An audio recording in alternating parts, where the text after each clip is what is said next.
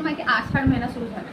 आषाढ महिना सुरू झालाय तर उद्यापासून म्हणजे 26 जून 2025 ते 4 जुलै 2025 पर्यंत गुप्त नवरात्री. आपल्या सर्वांना माहिती 4 नवरात्री असतात. त्यात 2 गुप्त असतात आणि 2 मोठे असतात. म्हणजे शालेय नवरात्री आणि चैत्र नवरात्री आपण साजरी करतो. त्यातली गुप्त नवरात्री आहे. त्या गुप्त नवरात्रीमध्ये तुम्हाला जर जमलं तर तुम्ही हा सेवा नक्की करा. ह्यामध्ये आपण आई भगवतीची सेवा करणार, आपली कुलदेवीची सेवा करणार. त्याच्यामुळे आपल्या घरात भरभराट, सुख शांती येते, आरोग्य सगळ्यांचं चांगलं राहते, अडकलेली काम मार्गी लागतात. तर तुम्हाला काय करायचं आहे, ह्या नवरात्रीमध्ये तुम्हाला जमलं असतं अखंड दिवा नक्की लावा. शक्यतो कोणाला सांगू नका की गुप्त नवरात्री चालू आहे, मी उपाय करते, मी ते करते, कोणालाही सांगू नका. कोणाला न सांगता गपचूप तुम्ही तुमची पूजा करा. हे लक्षात, पहिली गोष्ट लक्षात ठेवा. तुम्ही सगळ्यांना सांगत असत मग त्या गुप्त नवरात्रीचा काही फायदा नाहीये. गुप्त नवरात्रीमध्ये कोणालाही सांगायचं नसतं. त्यामुळे कोणालाही सांगून काही करू नका. न सांगता सगळं तुम्ही करा. जमलं तर कलश स्थापना करता आली तर कलश स्थापना नक्की करा. किंवा अखंड दिवा जरी तुम्ही 9 दिवस आला म्हणजे उद्यापासून सकाळी ते 4 जुलैपर्यंत संध्याकाळपर्यंत अखंड दिवा जरी लावला तरी खूप छान राहील.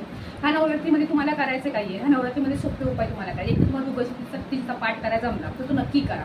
स्वामींची सेवा आपली चालूच आहे हे मला माहिती आहे. त्याची तुम्हाला दुर्गाशक्तीचा पाठ करायचा जमला, एक तरी पाठ नक्की करा. 7 करा, 9 करा, ज्याला जमेल असं त्याच्याही पाठ नक्की करा. दुसरी गोष्ट, नाही पाठ करायचा मध्ये तो सिद्धकुंजिका स्तोत्र तुम्ही रोज एकदा वाचा, 11 वेळा वाचा तरी खूप छान आहे. रोज एकदा सिद्धकुंजिका स्तोत्र वाचा, एकदा श्रीसुक्तम वाचा, वेंकट स्तोत्र 3दा वाचा, विष्णू गायत्री मंत्र, महालक्ष्मी गायत्री मंत्र, कुबेर गायत्री मंत्र हे तुम्ही 16 म्हणा, नवर्ण मंत्र 16 म्हणा. हे जर तुम्ही ह्या 9 दिवसामध्ये जरी सेवा तुम्ही केली 10 मिनिटाची तर तुमच्या घरात सुख शांती भरभराट नक्की राहणार आहे. ह्या सेवा नक्की करा. ह्या दिवसांमध्ये तुम्हाला शक्य जमलं रोज कोणत्याही मंदिरात जा. देवीच्या मंदिरात गेला तर खूप छान राहील. 9 दिवस देवीच्या मंदिरात जा, तिचं दर्शन करून या. मुलांना घेऊन जा, तुमच्या मुलांची ग्रोथ होईल, त्यांची भरभराट होईल. त्यामुळे ह्या नवरात्रीमध्ये 9 दिवस नक्की जावा, खूप छान राहील. जा कोणतेही, जर तुम्हाला समजा देवीचं मंदिर जवळ नाही तर कोणत्याही महादेवच्या मंदिरात जरी गेला तरी चालेल. कारण महादेवचं मंदिर तिथे पार्वती मातेचा वास असतो. त्यामुळे महादेवच्या मंदिरात गेला तरी खूप छान राहील. त्यामुळे नक्की करा. सोबत ह्या दिवसामध्ये नॉनव्हेज खाऊ नका. 9 दिवसामध्ये जसं आपलं पारायण चालू संकल्पित, त्यामुळे नॉनव्हेज तर कोणी खात नाहीये, तर नॉनव्हेज खायचं नाही आपल्याला. ह्या सेवा तुम्ही जर केलं तुमच्या घरात भरभराट नक्की येणार आहे. जशी जमेल तशी सेवा करा.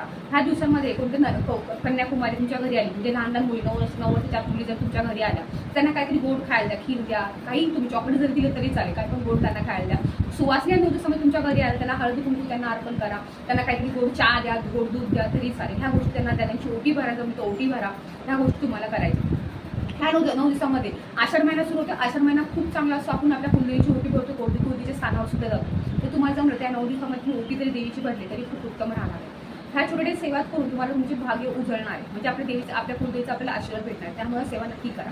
कोणाला ढिंडोरा पिटत बसू नका, मी हे करते, मी ते करते. आणि या दिवसभरामध्ये कधी केलं तरी चालेल, काही अडचण नाही. म्हणजे दुर्गाशक्तीचा पाठ एकदा तरी 9 दिवसामध्ये एकदा तरी नक्की करा. श्री स्वामी.